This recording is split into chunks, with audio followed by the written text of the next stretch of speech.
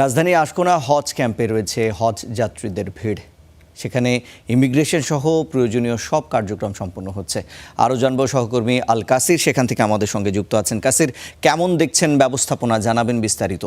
আসলে এবারের যে হজ যাত্রা, এই হজ যাত্রার ব্যবস্থাপনা নিয়ে শুরুতে কিছু অভিযোগ ছিল, কিছু অনুযোগ ছিল, কেউ কেউ অসন্তোষ প্রকাশ করেছেন। কিন্তু যত দিন গড়াচ্ছে, আজকে চতুর্থ দিন, আজকে কিন্তু হজ যাত্রা নিয়ে অব্যবস্থাপনার কোনো অভিযোগ, তেমন কোনো অভিযোগ, বড় ধরনের কোনো অভিযোগ আমরা পাইনি। প্রথম দিকে যে অভিযোগগুলো এসেছিল, সেই অভিযোগগুলো যারা কর্তৃপক্ষ আছে তারা অ্যাড্রেস করেছেন, তারা এই সমস্যাগুলো সমাধান করার চেষ্টা করছেন। এবং আমি আজকে এখানকার কর্তৃপক্ষ যারা আছে তাদের সাথে কথা বলেছিলাম, তারা কিন্তু বলছেন যে হজ যাত্রীদের সুষ্ঠু ব্যবস্থাপনার মাধ্যমে সৌদি আরবে নিয়ে যাওয়া এবং সৌদি আরব থেকে আবার বাংলাদেশে নিয়ে আসার জন্য তারা সচেষ্ট রয়েছে। তারা এই ব্যাপারে কোনো গাফিলতি বা কোনো কিছুতে ছাড় দিতে চান না।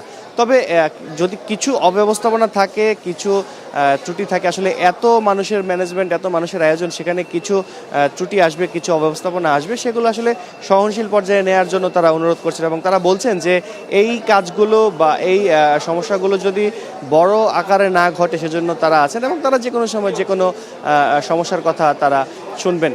তো আমি যদি সামগ্রিকভাবে একটু চিত্রটা আপনাদেরকে বলি যে এবার ৬৮,৫০০ জন হজযাত্রী, সরকারি বেসরকারি মিলিয়ে, এর মধ্যে ৩৫% নারী আর ৬৫% হচ্ছে পুরুষ হজযাত্রী। আমরা যেমনটা জেনেছিলাম যে আজকে আসলে ১৩টি ফ্লাইট যাবে সৌদি এয়ারলাইন্সের, ৫টি ফ্লাইনাস, বাংলাদেশ বিমানের 5টি, ফ্লাইনাসের 4টি এবং সৌদি এয়ারলাইন্সের 4টি। এই 13টি ফ্লাইটে আজকে যাত্রীরা যাবেন। মোট ৫,২৩৩ জন হজযাত্রী আজকে ঢাকা থেকে সৌদি আরবের কেউ জেদ্দায়, কেউ মদিনায় যাবেন।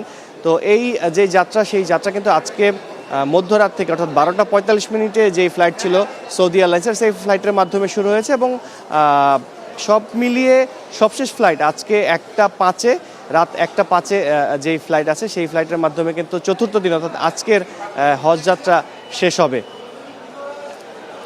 এখন পর্যন্ত যারা আছেন তাদের সাথে আমি কথা বলেছিলাম। তারা বলছেন যে হজ যাত্রা যে আজকের এই দিন, আজকে আসলে চতুর্থ দিন, সেই চতুর্থ দিনেও কিন্তু হজ যাত্রীরা আশকোনা হজ ক্যাম্পে আসছেন, তাদেরকে বিদায় দিতে আসছেন অনেকে।